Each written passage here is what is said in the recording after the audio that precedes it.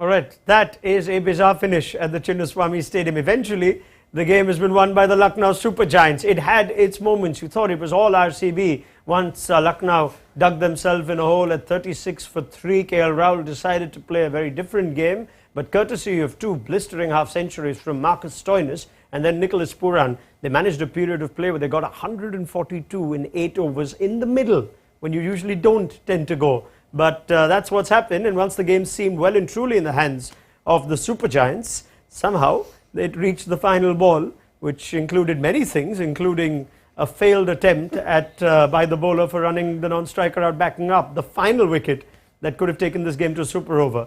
Fumble by Dinesh Karthik gives us a bye to finish this game with the Lucknow Super Giants winning 425 runs, the highest chase in this year's IPL, and plenty to talk about on ESPN Cricket for T20 timeout. IPL 2023 is well and truly alive and bubbling after what we saw in Ahmedabad yesterday and now what we're seeing in Bangalore. We'll get thoughts from both Shaun, Tait and Matt Roller. Let me go to Wasim Jaffer first up, who was watching this perhaps on his own in his room and thinking, what is going on? Well, it looked like who wants probably doesn't want to win. Very surprising. I mean, at one stage when Pooran was batting, it looked like an easy walk for LSG, but then he gets out, and then it became interesting. Uh, Harshal Patel had it planned to get him, run out on the non-strikers end, but he missed it by inches, and then DK fumbled in the last minute. So it had everything to play for. I thought it was going to go to super over, but LSG pulled it off actually. The kind of kind of uh, power play they had, the game was with RCB, but like I said, RCB's death bowling is a concern, and then it was on the show. And two blistering knock, Yeah. I had Marcus Stoinis and Nicholas Pooran in my mind that those are the two guys, and they actually delivered in time. Yes, it is Wasim Jaffer along with Shaun Tait, who said in our halftime show that Lucknow have the batting and they should chase this, or they could very well chase this. So I think we shouldn't be distracted by the madness of the last over. We'll come to that in a second. We've got to talk about the Pooran innings. That is, I wouldn't say single-handedly because there was Stoinis, but that in its own way has just turned this game. 62 of 19 to 84, 4, 7 sixes. Yeah, I mean, he's a six hitter, isn't he? And then this, I suppose, on this ground, it's perfect for guys like him and Stoinis. Powerful guys that clear the fence with ease. And yeah, just to hang in there and back themselves in. And also Pooran wasn't only six hitting. There was some proper good shots there for boundaries, So great innings, yeah. Yeah, we're always wondering if Pooran's going to warm up to his new franchise because it's hit and miss at Punjab, it's hit and miss at Sunrisers. It looks like it's a hit at Lucknow. Yeah, and they've obviously again invested a huge amount of money in him, and I think quite a few eyebrows were raised at the auction, given he was on a decent salary last year, released, and now here he is on big money, proving exactly why. I think you saw that incredible contrast between the two innings, one by KL Rahul getting 18 off 20, and then a 15-ball 50 straight after from Pooran, which again just it's been a completely phenomenal game, crazy night where everything is standing in quite a big contrast to each other. We will talk about that Rahul innings, but let me get Wasim's words on Nicholas Pooran, on what's made him tee off and be successful for Lucknow so soon. It's a tough role he plays, Wasim. Was it about the bowling to him today? Because it looked like Pooran was totally in the mood. Well, I think first of all, I think he's got the game. He's not just one-dimensional. We have seen him, hit cover drive. We've seen him cut the ball. And then obviously he hits it towards square leg and mid wicket. So he's got all the game. So it's not that you can bowl to one side and he'll stay quiet. So when somebody bats like that, you just hope that he mistimes, and if he gets going, he hits big sixes. So very hard to stop a player like that. If you had to bowl to Pooran and he's taken off like that, where he's going at 200, 300, is there something you could do to keep him quiet? I mean, at the Chinnaswamy. Yeah, I was going to say, on a ground like this, it's tough. Once a guy like that gets going, it's hard to stop.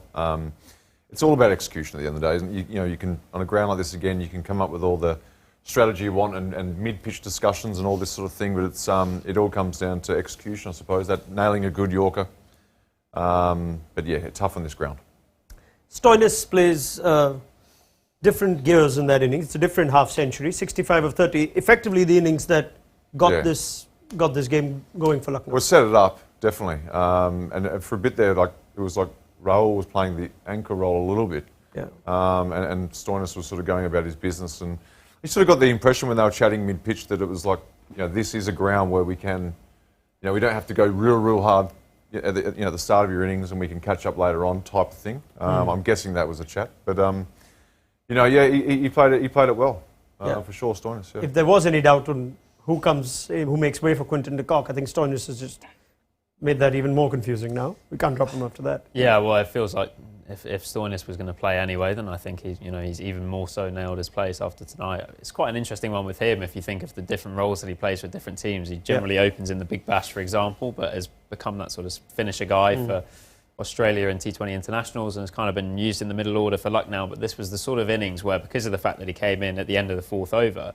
he actually had that chance to take a bit of time, have a couple of overs with the field restrictions on, and then really explode through the middle and be set when the spinners came on, which is always the big challenge for Stoinis. And at a ground like that, he's going to be way too powerful, and we saw that many times. Sending the ball not just even when he wasn't necessarily following through, sending it 20 rows back. Yeah, Wasim, I wonder if this year Lucknow have by default found a better position for Marcus Stoinis, who, remember, some games last year was coming in so late. They were sending everyone ahead of him. Today, because of 3 early wickets and perhaps because of Puran, Stoinis walks in the fourth over, as Matt says, and he just seemed to enjoy it. It took 8 or 9 balls to get set, and he still ended with a strike rate of over 200. What do you make of how best Marcus Stoinis has been used early in this season by Lucknow?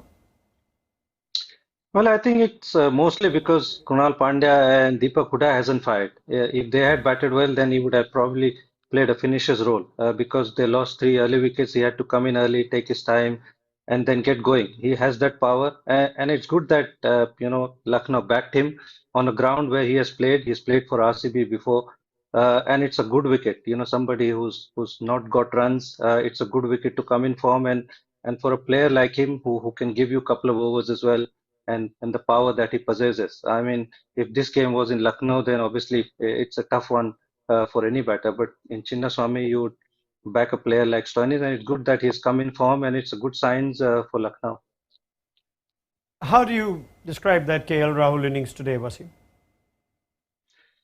Quite painful, to be honest. I mean, when you're chasing 213, especially if you're a captain, you need to set the ball rolling and lead by example. So it's something, obviously, which is how often happened with Rahul. So it's quite painful, but obviously he would have wanted to, after playing 18, 19 balls, he would have liked to kick on. But when you're chasing, I think KL Rahul has that game. We have seen him before playing that kind of knocks where he's got 50s or 70s in 30, 35 balls. But somehow in franchise cricket, he takes his time. I feel it's about time that he shows that the aggressive self from the word go. Yeah, you can understand him reducing or being more cautious once 3 top order wickets have fallen. But surely the definition of cautious, 80, is not 18 of 20 when your partner is going at 200 in Marcus Stoinis. Yeah. When you're chasing that sort of score, I don't think it doesn't really allow for that sort of an innings, I suppose. And even though they won the match, it's.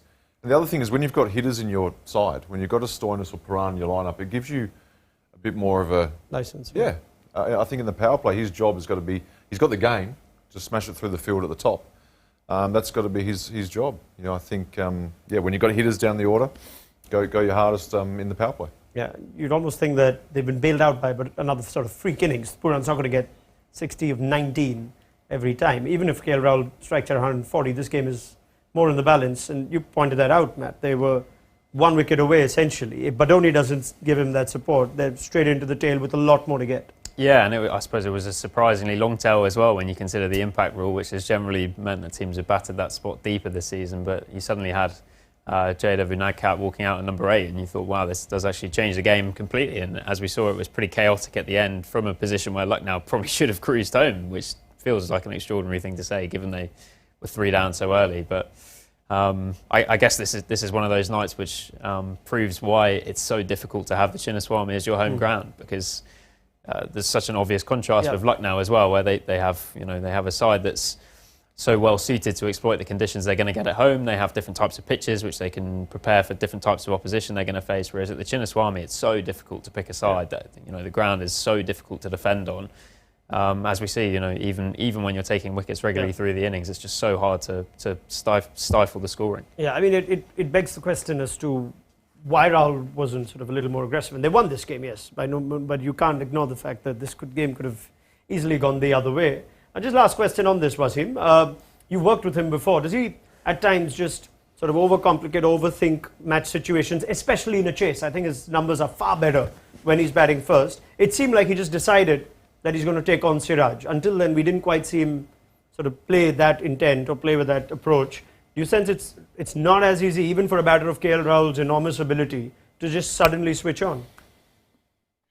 Yeah, I think so. I think I've seen him get 100 against CSK in 50 balls, if I remember, in Dubai, and he can play that kind of an innings. I remember that game where we needed to qualify in certain overs, and he played a blistering knock, hitting everyone to the. And Dubai is a big ground, but somehow I feel he takes onus on himself that he has to carry the batting, and that I think sometimes he need to let it go. He need to Yeah. if he gets 50 in 25 or 30 deliveries and he's got a long batting order, in this batting lineup, Krunal and Huda hasn't fired yet. So he can take that liberty, go out very aggressively and get going. And he's got that game. He's got a complete game for all three formats. So it's surprising that, he takes so much time and it's not easy. Sometimes you take so much time and suddenly you want to go into gear 4 and 5. It's not easy. And when it doesn't come off, you put the other batters in so much pressure Yeah. and you put your team down so much. Yeah, you almost feel like even if he gets 30 or 15, he'll be doing perhaps a bit more. But maybe we'll see KL Rahul bat differently now that Stoinis, Puran give him a little more confidence and faith. Anyway, we'll leave it there. I'm sure he'll give us a reason to discuss him before. We love discussing KL Rahul. It's a theme every IPL. But let's not ignore the other superstars in this game, shall we?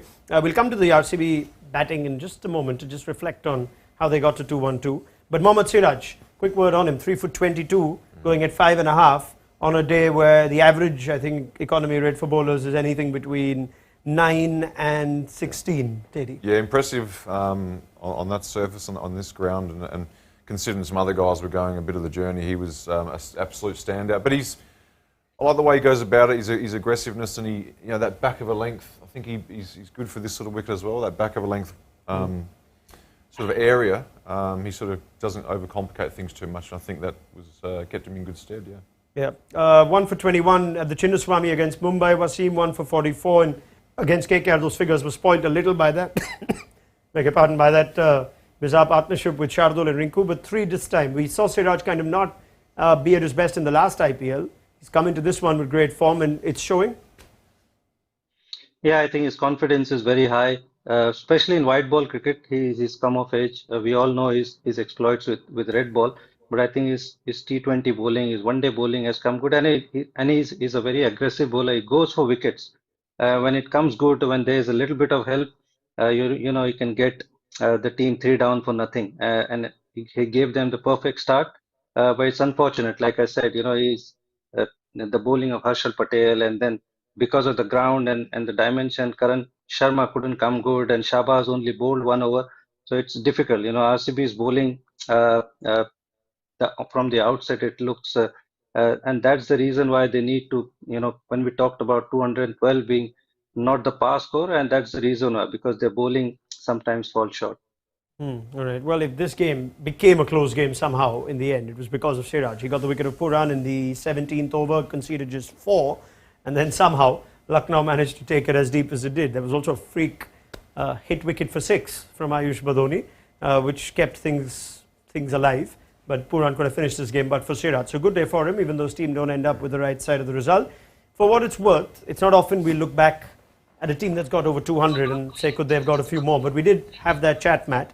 And 212 for 2 doesn't quite look as resource optimization as 212 for 8 or 213 for 9, which has happened in a chase. Do we somewhere now feel like they could have got more? Yeah, it's a tricky question, and it feels like a big contrast in styles, especially when a team wins, 9 wickets down, scoring 213 versus then losing 2 in the first innings. And you look at that and immediately think, did they utilise their resources? I suppose the one thing that you might then concede in defence of RCB is that the players that they didn't use are generally sort of unproven guys in the IPL. Yeah. It's not like they had any sort of genuine gun hitters that they didn't get to the crease at all. They clearly I think Shaun identified in the pre-show they have four really proven IPL players, and all four of them got to the crease. Obviously, DK only right at the end, but I think inevitably you look back. There was a period just after the power play where Ravi Bishnoi got through his first 3 overs very cheaply. You think could they have gone a bit harder there? But I think I would imagine that when RCB reflect on this game, they will be looking a lot more at the bowling, and particularly highlighting the absences of those two guns that we mentioned before in Hasaranga and Hazelwood, and thinking, look, while it's clearly a really disappointing defeat, and to be 1 and 2 at this stage of the season is clearly not ideal, they'll also be thinking, look, we've got two guys that we've invested a lot of money and a lot of time into, who are going to arrive soon and will be a huge boost for them. I guess I don't think you can go into a game saying we need 230 every game. No. So if this is the template and it's 212, even though, I think, would you take that, or would you want them to sort of play a different template when they're batting first?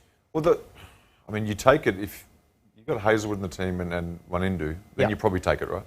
Yeah, I think that's definitely going to be a huge thing if you can get those two back into the lineup, even just Wanindu himself. Then 212 looks a lot healthier. All right, simple. Wasim, quick word on that. No complaints with the batting then from RCB? I don't think so. I think you'll take 212 any other day. It's just that they are very unfortunate that they missed out on Reece Topley through an injury, and then obviously Hasaranga probably hasn't played yet, and then Josh Hazelwood not being available, and Harshal Patel's form as well. I mean, he's their go-to man. They've invested a lot of money in him, and his form has been pretty poor for a while now. So if those guys turn up and Harshal Patel, come to his old self, I think they'll be very happy. Anything else they could have done, Wasim, tactically? We didn't see Glenn Maxwell. Could he have been an option to Nicholas Pooran, or was that too big a risk with the way Pooran started?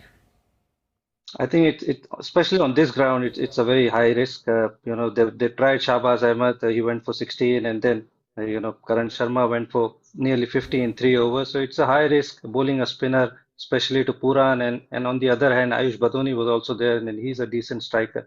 So off spinner is a high risk on this ground. All right, well, that's it. There you go. Nothing much you could do. It was a very entertaining game. Let me just quickly, before we wrap things up, go back to the last over, shall we? Would you have done?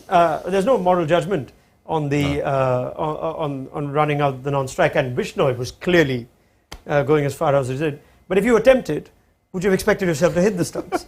Mate, I probably would have missed as well, to be honest. So,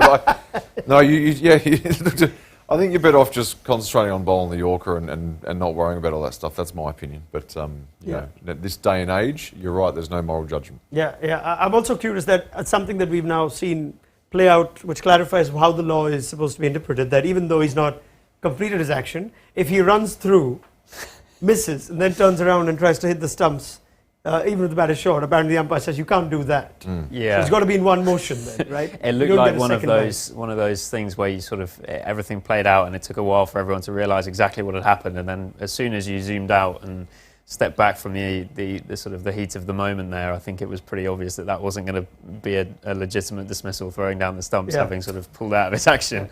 That's the second. The whole thing wasn't. That's the second boo-boo run out non-striker backing up I've seen. Zampa in the BBL recently, and Harshal missing this. My regret was he didn't try it again on the last ball. I would have loved to see him try it one more time properly. Even in the last ball, before the ball was bowled, Bishnoi was nearly 3/4 of the ground already. I was surprised. So if he was going to get him out that way, he could have done that on the last ball itself. Could have gone into a super over, and then you never know. I was with him. I don't mind doing it only on the match situation, right? So I'm happy if he tries that on the last ball again. Just try it better next time, Harshal. Just get him run out. Shame that DK also missed that, otherwise we could have been headed towards a super over. We still haven't had one in this tournament, but there's a lot of cricket still to be played. Right, that's pretty much a wrap. Big thank you to Wasim Jaffer, also to Matt Roller and Shaun Tait. We will have their company as the week comes along. It's all to play for tomorrow between Delhi and Mumbai, the only two teams that are still not on the board. So do join us for build-up just after the toss, 7 o'clock on ESPN Cricket Info T20 Timeout. What a fun game. That's pretty much it from us. There'll be a lot written and said. Make sure you have the ESPN Cricket Info app to keep you covered from this one between Bangalore and Lucknow. We will see you tomorrow for Delhi Mumbai. Good night.